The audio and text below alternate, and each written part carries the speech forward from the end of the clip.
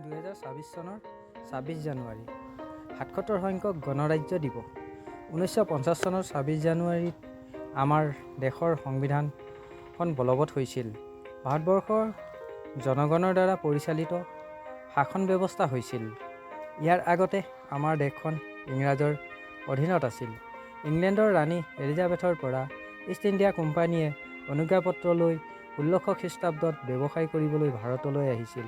ভাৰতীয় লোকসকলক সহজ সৰল আৰু বিশ্বাসী যেন দেখা পাই ইষ্ট ইণ্ডিয়া কোম্পানীৰ ব্যৱসায়ীসকলে চল চাতুৰিৰে লোভ দেখুৱাই এখন দুখনকৈ গাঁও কিনিবলৈ ধৰিলে। প্ৰথমে মোগল সম্ৰাটৰ পৰা প্ৰলোভন দেখুৱাই ঘোচ দি 3খন গাঁও কিনি ল'লে। তাৰে প্ৰথমখন হ'ল কলিকতা মহানগৰ।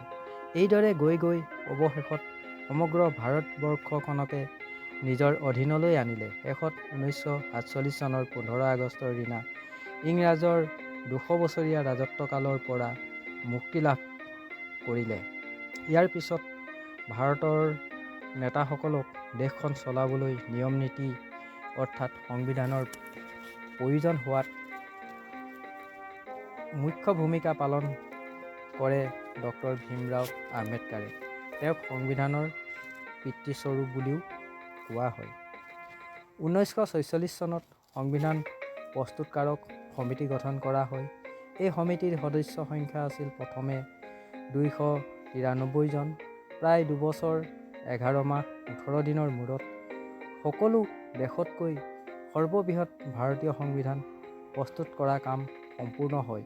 এই সংবিধানৰ ওজন আছিল 13 কিলোগ্ৰাম, 234 পেজ, 448 অনুচ্ছেদ আৰু শব্দৰ সংখ্যা আছিল 11,73,069টা। 284 জনৰ স্বাক্ষৰত 13খন সমিতিৰে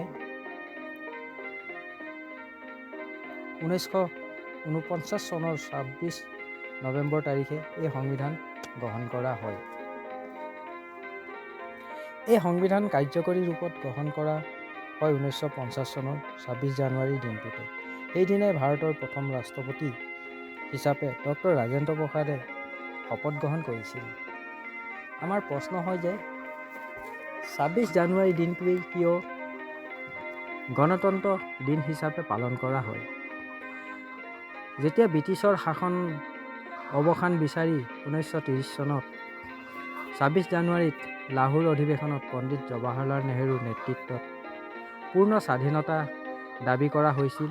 এই দিনৰ পৰাই ভাৰতবাসীয়ে স্বাধীনতা আশা কৰিছিল। শেষত 1947 চনৰ 15 আগষ্টত পূৰ্ণ স্বাধীনতা লাভ কৰে।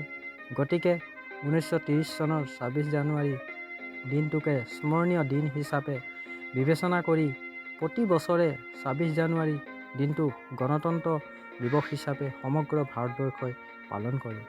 সাংবিধানিক নিয়ম অনুসৰি নাগৰিকত্ব, মৌলিক অধিকাৰ, ক্ষমতাৰ অধিকাৰ, ন্যায়িক অধিকাৰ জনগণই লাভ কৰে।